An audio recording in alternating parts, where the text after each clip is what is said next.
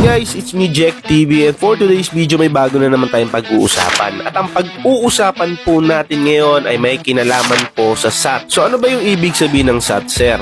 Sabi dito, ang SAT daw ay tumutukoy sa Strength and Agility Test. Ito po ay isa sa mga pinaka-importanting stage sa BGMP recruitment process. Dito, sinusukat kung physically fit at handa sa mga duties ng isang jail officer 1. Tulad ng pagbabantay, pag-handle ng persons deprived of liberty o PDL at emergency situations. Kailangan pumasa sa SAT bago ka makasama sa final deliberation at appointment. Ginagawa ito pagkatapos ng medical at dental examination.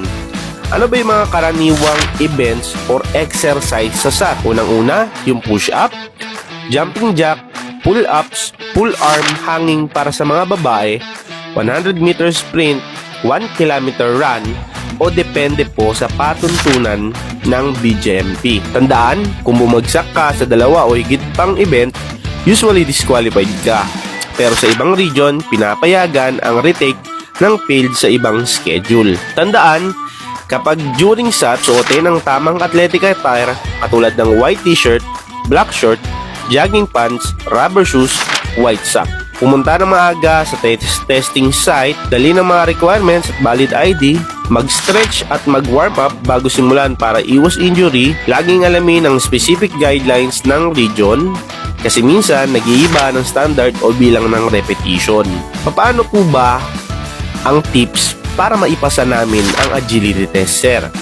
Unang-una, condition your body as early. Pangalawa, build upper body strength. Pangatlo, work on endurance.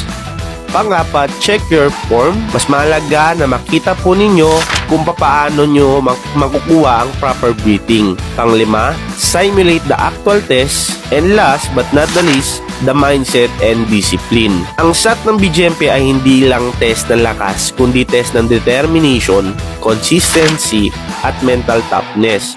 Kung seryoso ka maging jail officer 1, simulan mo na ang condition ng katawan mo. Remember, you don't have to be the strongest, just be disciplined and prepared.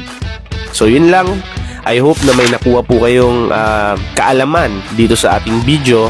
At kung gusto mo pa ng mga makabagong video katulad nito, wag mong kakalimutan na mag-repost at mag-follow sa Jack TV para sa mga makabagong video na aking i-upload.